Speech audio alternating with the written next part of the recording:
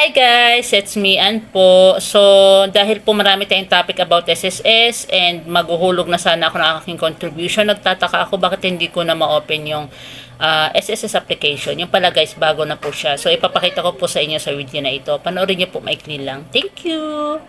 Sana panoorin mo ng buong maikling video na ito at kapag nagustuhan mo, pakita man ang like and then subscribe pati ng notification bell kung bago ka pa lang para updated ka pa sa aking mga susunod na video tutorials at kung gusto pa ng maraming video tutorials, nasa description box yung ating mga link at kung may gusto kang i-video natin o may katanungan ka, maaari may comment below baka sakaling magawa natin ng video or masagot, gawin natin yung ating best. Thank you so much and enjoy watching guys!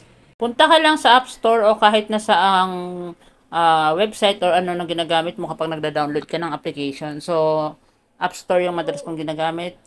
Click lang natin tong search sa baba. And then, i-type natin SSS. Ayan po. Lalabas po yung My SSS. Ayan na po yung bago ngayon na application ni SSS. So, hindi na po ma-open yung dati. Ewan ko lang po sa inyo kung ma-open nyo. Pero sa amin, ayaw na po. So, dahil naka-install siya sa cellphone ko kaya nakalagay na open. Pero sa inyo, install pa yan. Install nyo na lang po. And then, ano nga po pala ang laman ng bagong SSS? Ito na po. Yun pa rin, user ID and password. Then, tinuro ko na po yan sa iba kong video. Makikita nyo po kung paano gumawa niyan.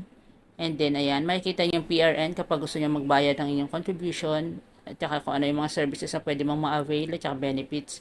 So, medyo limit na po yung kanyang mga details. Unlike sa dati. Pero pwede nyo pa rin po makita yan sa website mismo ng SSS. Meron din po sa video ko kung paano buksan yun. Sa iba kong video, check nyo na lang po sa playlist ng SSS. And then, ayan, may mga other, ano pa rin na nakalagay kung ano ang mga pwedeng makita. Tapos, pwede rin yung makita yung pension calculator ninyo or kung magkano may pension nyo pagtanda nyo.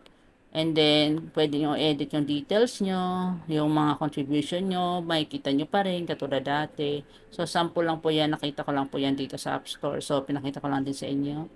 Ayan, yung UMID nyo, details, tsaka ito pa, yun din yung kanina. So, yun lang po guys, ganun lang po yung bago ngayon na application na SSS. Sana po ma-open nyo. Yun lamang po. At kung nagustuhan yung video na ito, pakita man po ang like and then subscribe. Thank you so much po and see you po sa aking susunod na video tutorials. God bless!